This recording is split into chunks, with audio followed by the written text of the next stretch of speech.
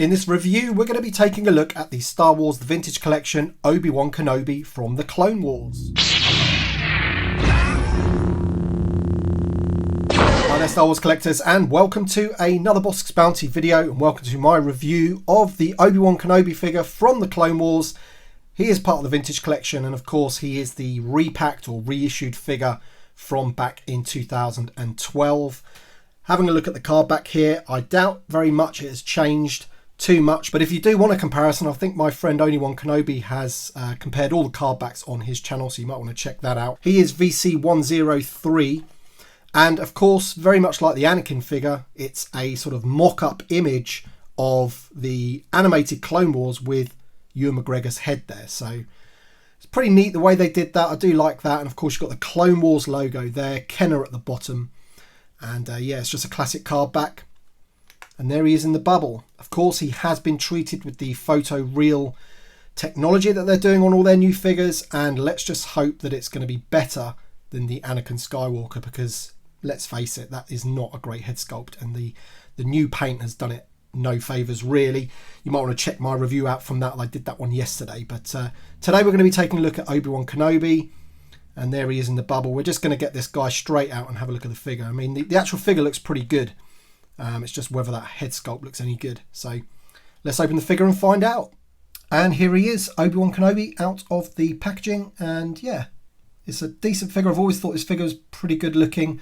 I've always liked the concept of them sort of mixing the clone armour with his Jedi armour. It's an interesting concept. And this figure's really good because I do like the battle damage that he's got on him. Loads of battle damage all over that armour. Some nice bits on the chest there, all over his arms you can see, and even down on the legs as well. Top of the shoulder, back of the arm, but as per usual, never anything on the back of the legs. It seems that they never get any dirt or grime on the back of their legs, and the figures never really get painted in that area. It's even the same for the Black Series, really. It's just something that they don't do. That you know, I wish they would with some of the figures, to be honest. But let's have a look at that head sculpt now. So, you know, I'm sorry I do not have the original figure from 2012 to compare it to. But in terms of a sculpt, it's not a bad sculpt. I think his chin is a little bit pointy for Ewan McGregor, if I'm being honest. It hasn't got too much likeness. But then again, you know, it's a 3.75 inch figure. And for something that's nearly 10 years old, you know, it's hard to expect too much, really. The photo real technology is not really going to help it too much. But saying that, it's not too bad. It does bring out the life of the eyes, especially a bit more. But in terms of it being Ewan McGregor, I'm not too sure. Same as with the Anakin figure, I don't think it's really too accurate to the actor himself. But yeah, you can see there's some paintwork on the hair there, some different shades and what have you. And I do like the use of the soft goods on the bottom of his Jedi robe or outfit there, all the way round, mixing it in with the actual plastic part of the robe as well, which is good. I do like that, it looks good. Figure comes with a lightsaber, and Obi-Wan Kenobi's lightsaber is always one of my favourites in terms of the hilt. I've always liked that lightsaber.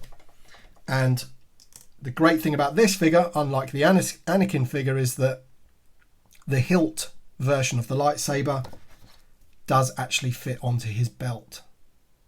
So there's a little peg hole there. Let's get that in there. And there you go. He looks pretty cool there, doesn't he, with it unlit.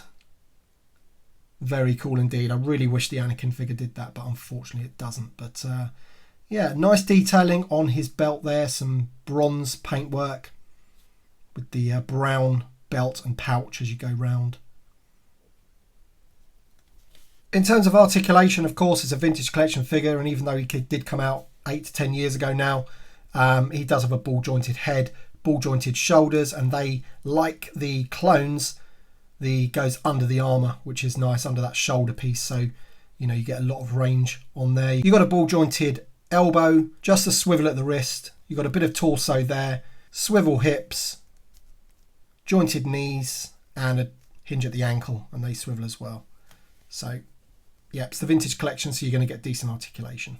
But yeah, as I say, the reason they've released these figures, the Clone Wars figures, is because obviously the Clone Wars back and they didn't really have anything prepared, which is not great, I must admit, but we're definitely going to be getting some more Clone Wars figures next year, that is for sure. They did say that on the previous Hasbro live stream, that we will be getting more Clone Wars next year. So, you know, they've just brought these ones out just to get us started again, and for anyone that missed them. So, and yeah, I didn't have these carded or loose really, so I'm quite pleased and happy that I can have these in my collection now.